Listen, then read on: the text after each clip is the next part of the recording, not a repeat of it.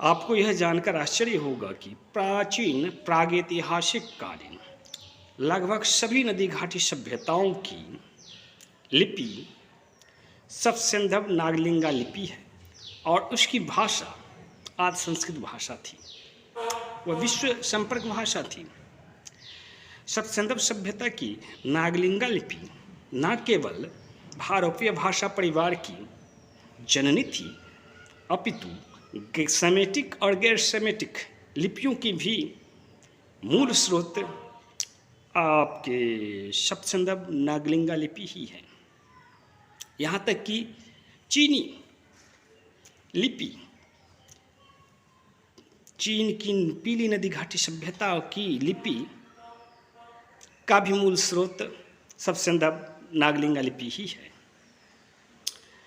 और यह बहुत बड़ी विडंबना है कि प्रागैतिहासिक विश्व इतिहास से वैदिक लिपि और वैदिक संस्कृति जिसका उल्लेख हिंदू पौराणिक आख्यानों में प्राप्त होता है, उसको विलुप्त प्राय कर दिया गया है।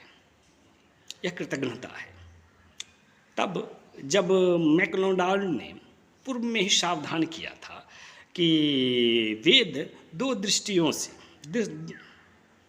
उल्लेखनीय है, महत्वपूर्ण है। प्रथम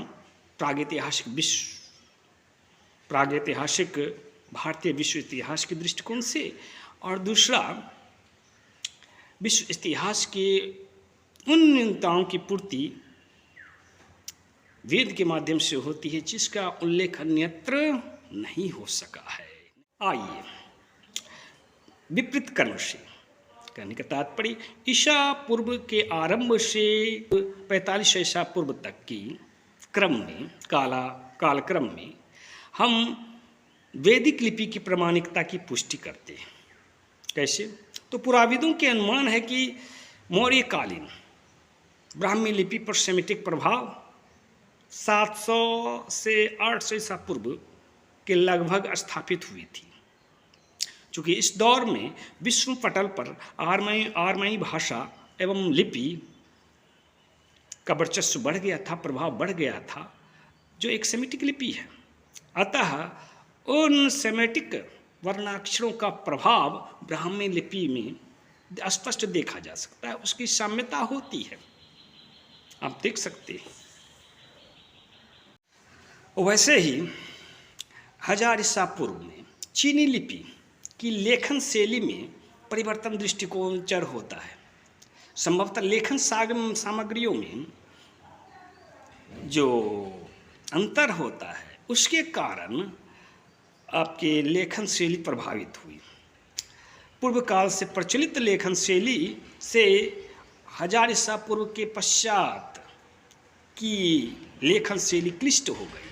1000 ईसा पूर्व में ही फिनिशियनों के प्रभाववश सेमेटिक लिपियों में भी गुणांतर परिवर्तन दृष्टिगोचर होता है, ऐसा आप अनुभव कर सकते हैं प्रागैतिहासिक विश्व इतिहास को पठन करके। यह परिवर्तन संकेत करता है कि प्रागैतिहासिक कालीन विश्व इतिहास में 1000 ईसा पूर्व से 200 वर्ष पूर्व अथवा पश्चात के वर्षों में स्थानीय क्षत्रपों का अभ्युदय हुआ था।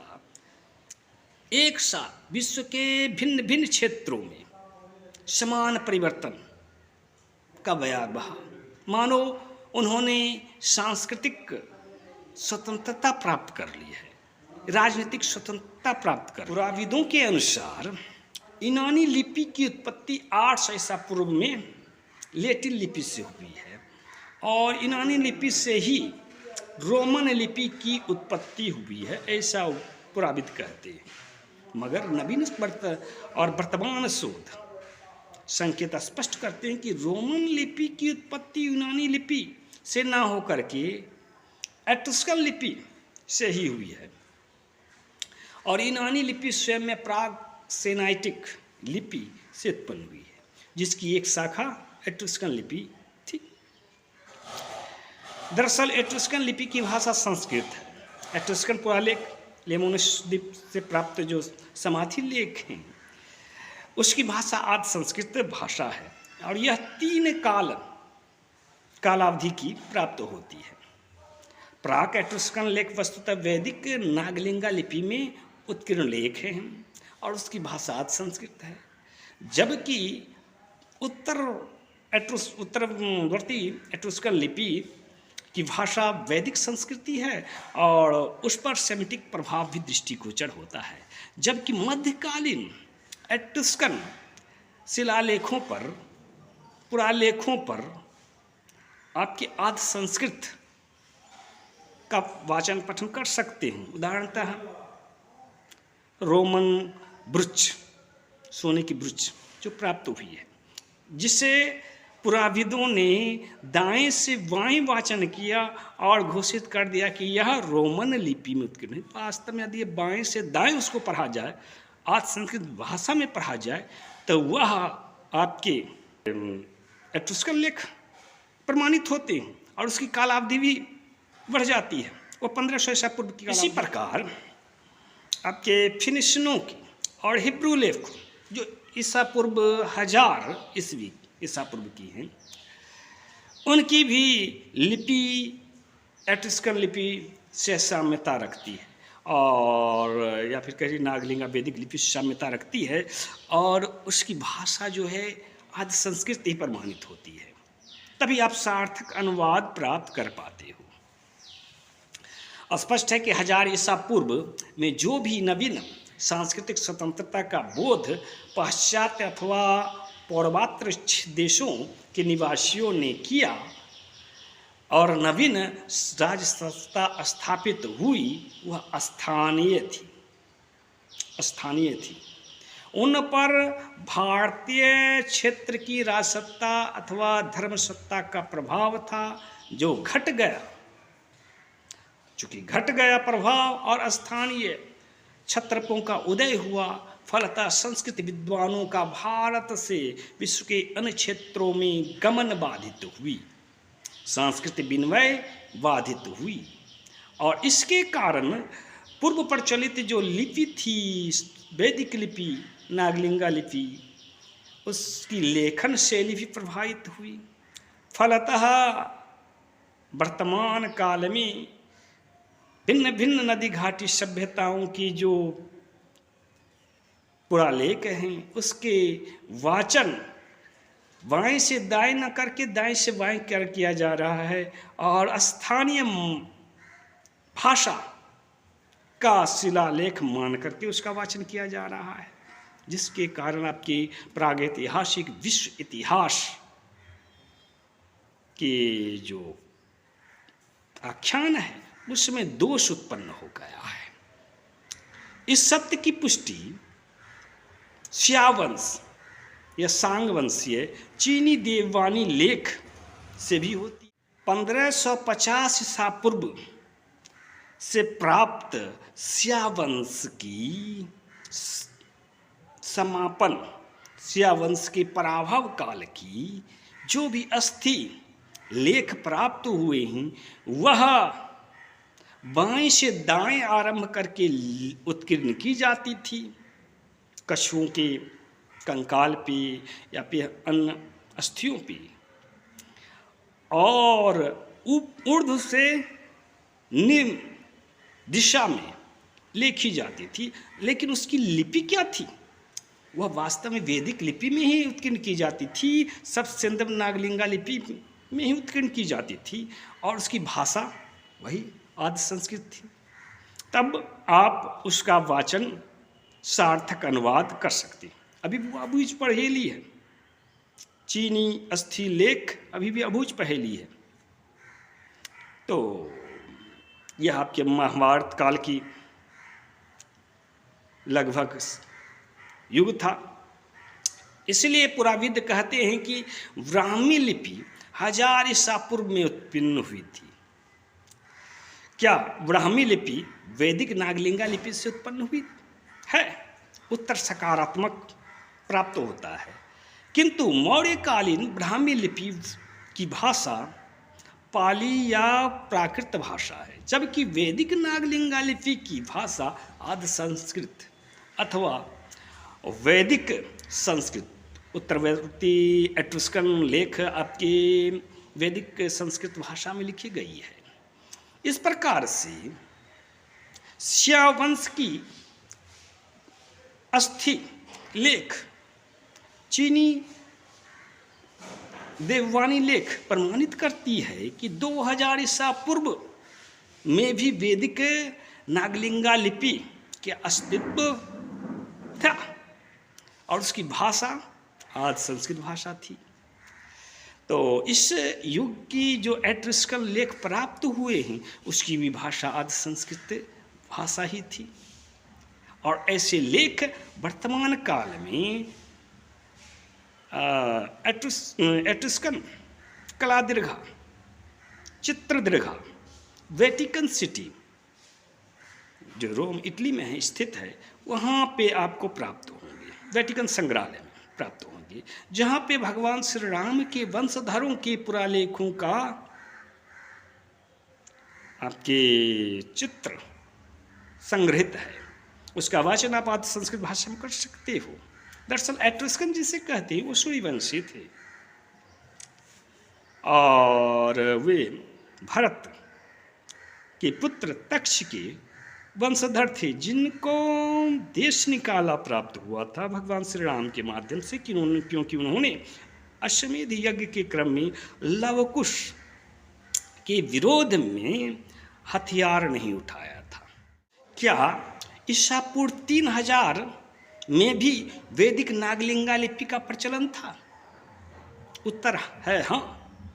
इस प्रकार के जो शिलालेख हैं, मुहरे हैं, वह मिस्री हायरोग्लिफिक सभ्यता एवं हित्ती हायरोग्लिफिक सभ्यता से प्राप्त हो रहे हैं और उसका वाचन आदि संस्कृत भाषा में उपरोक्त नागलिंगा वैदिक लिपि के माध्यम से। इन मिस्री हायरोग्लिफिक पुरालेखों का अध्ययन कीजिए, चाक्षुष वनमंत्र में पहुंच जाइएगा और हिंदू पौराणिक आख्यानों में वर्णित महर्षि कश्यप के संतानों से आप परिचित हो जाइएगा। आप पाइएगा कि वैदिक कर्मकांडी व्यवस्था के अंतर्गत कई प्रकार की जो अवधारणाएं हैं उसकी प्रमाण मिस्र के हायरोग्लिफिक सभ्यता के देवताओं के वंश, देव वंश जो हैं उनके माध्यम से हो रही है। और वैदिक संस्कृति का प्रमाण इसके अभाव में विश्व इतिहास लेखन में व्यतिक्रम उत्पन्न करता है। आप समझ सकते हैं कि पुरालेखों की भाषा, शब्दार्थ, भावार्थ में दोष है, क्योंकि अब तक विश्व इतिहास, प्रागैतिहासिक विश्व इतिहास के जो लेखक हैं उन्होंने सिंधु सभ्यता की जो भाषा है, जो लिपि है, उन पर शोध कार्य पूर्ण ही नहीं किया और विश्व इतिहास रच डाला।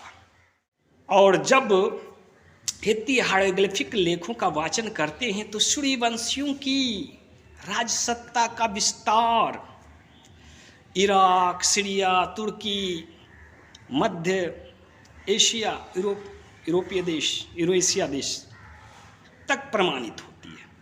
जैसे कि तारकस्नुमा मुहर विश्व प्रसिद्ध है, चांदी की मुहर है। वास्तव में उसका वाचन असीरियाई भाषा में किया गया। उसके जो शब्द चित्र है, हायरोग्लिफिक लेख हैं केंद्रीय पटल पे, वह प्रमाणित करते हैं कि वह रघुपूर्ण मुहर है, किसी रघुवंशी का मुहर है, आज संस्कृत भाषा में उत्कीर्ण लेख है। और कार्चेमिश की शिलालेख अभी तक अपठनीय है। वह महर्षि विश्वामित्र के पिता राजा गाधी का लेख है, जिस पे कांवर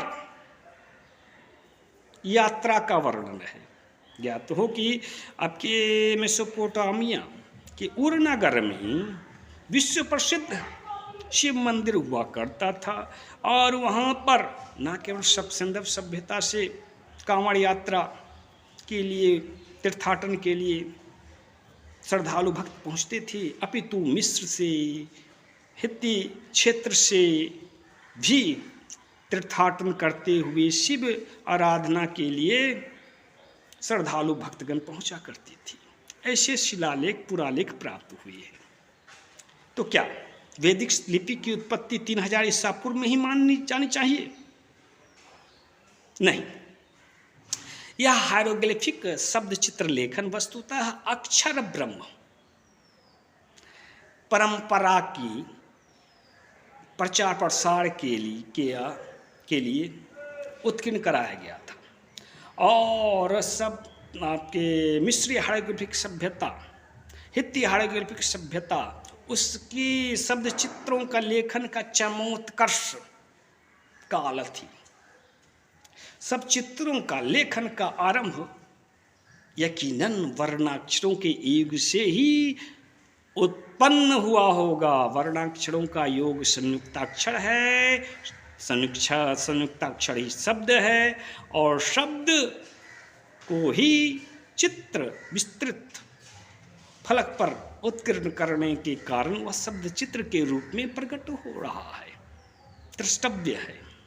अतः स्पष्ट है जिन क्षेत्रों में आर्थिक समृद्धि थी, उन्नति थी, वहाँ अक्षर ब्रह्म का प्रचार प्रसार अधिक हुआ। जहाँ राजसत्ता प्रबल थी, प्रतिष्ठित थी, सुसंपन्न थी, उन्होंने शब्द चित्रों पर, शिलालेखों पर भव्यतम रूप में ईश्वर के प्रति श्रद्धा प्रार्थना को उत्कीर्ण करवाया। मगर जिन क्षेत्रों में आर्थिक स्थिति, आर्थिक उन्नति अपेक्षित रूपम कम थी, वहाँ पर शब्द चित्रों का लेखन उस अनुरूप नहीं हुआ, जैसा आपके मिस्री हायरोग्लिफिक क्षेत्र में हुआ, हित्ती हायरोग्लिफिक क्षेत्र में हुआ। जैसे कि उदाहरणतः मेसोपोटामिया सभ्यता अथवा प्राक्सिनेटिक क्षेत्र, वहाँ पर जो भी शिलालेख या मुहरें, अन्य पुरालेख प्राप्त हो रहे हैं, वह उनमें आपके शब्द चित्रों का भव्यतम स्वरूप नहीं प्राप्त होता है। वह साधारण रूप, यद्यपि वह भी शब्द चित्र ही है, शब्द ही है, और उसका वाचन आज संस्कृत भाषा में किया जा सकता है। वर्तमान काल में पुराविदों को डेन्यूब नदी घाटी सभ्यता से मिट्टी के फलक पे मुहरे प्राप्त हुई हैं। वे उसकी कालावधि 4500 ईसा पूर्व तक परिगणित करते, जबकि साथ ही साथ वे यह भी कहते हैं कि यह मेसोपोटामिया से प्राप्त मिट्टी के फलक के अनुरूप है। क्रीट सभ्यता के अंतर्गत मिनोइन सभ्यता संस्कृति उसके समतुल्य मुहर है। और यह भी कहते हैं पुराविद कि मेसोपोटामिया की जो सभ्यता से प्राप्त मिट्टी के फलक पर उत्कीर्ण लेख हैं, वह 2500 ईसा पूर्व की हैं। तो यह जो भ्रांत दर्शन है, उसकी पुष्टि तब तक नहीं हो सकती जब तक कि सबसंभव वैदिक सभ्यता की लिपि, वैदिक नागलिंगा लिपि के माध्यम से इन फलकों का आप वाचन न कर ले आदि संस्कृत भाषा में। तब तक इस प्रकार के प्रागैतिहासिक विश्व में भ्रांत दर्शन, भ्रांत इतिहास लेखन आपको प्राप्त होता रहेगा। आइए अब हम लोग जानते हैं सबसंभव सभ्यता की लिपि, वैदिक नागलिंगा लिपि को, जिसका प्रवर्तन भगवान शिव रुद्र ने किया और वाग्देवी ने किया था। इनमें 8 स्वरों और 33 व्यंजन सहित कुल 41 संकेताक्षर हैं, और यह ध्वन्यात्मक लिपि है। और लगभग 4000 से 4500 ईसा पूर्व तक विश्व के नवपाषाण युग में इसका परिवर्तन हो चुका था, ऐसी संभावना है। और इसने ईसा पूर्व से 4500 वर्ष पूर्व तक मतलब कि लगभग 4500 वर्षों तक विश्व के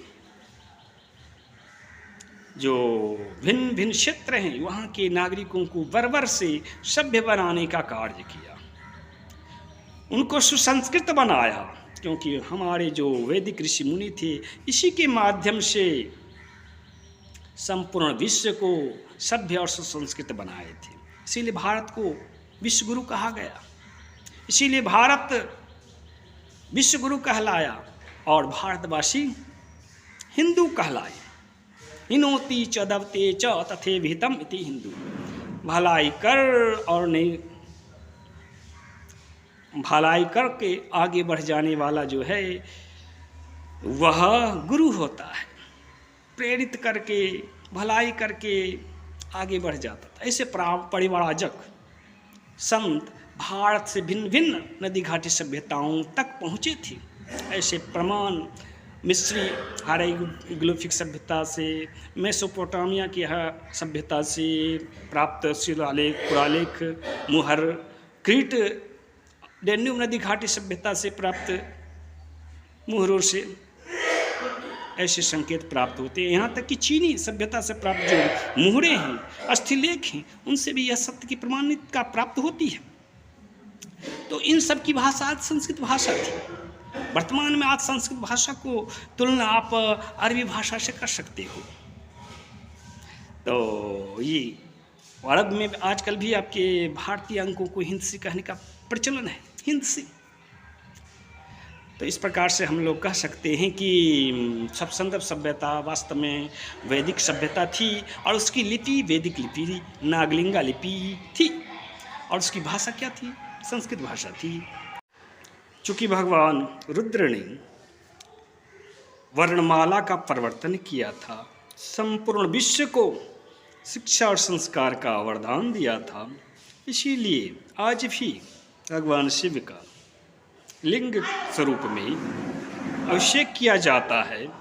और पुराणों में उल्लिखित है कि विश्वस्मादधिको रुद्रो ही महर्षिर्ति स्तुति ही।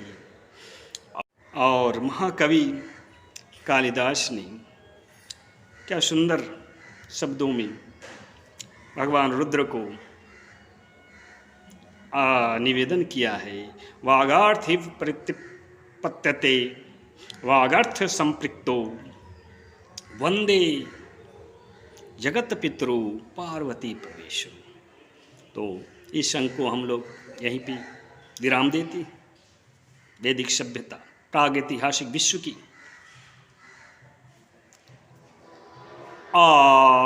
अनुपम धरोहर है, जिसके विषय में आप सब संदर्भ नागलिंगा लिपि और आदि संस्कृत भाषा के माध्यम से जान सकते हो। संपूर्ण विश्व की संपूर्ण लगभग सभी नदी घाटी सभ्यताओं को, पुरालेखों को आप अब सब संदर्भ नागलिंगा लिपि और आदि संस्कृत भाषा के माध्यम से वाचन कर सकते हो। नमस्कार।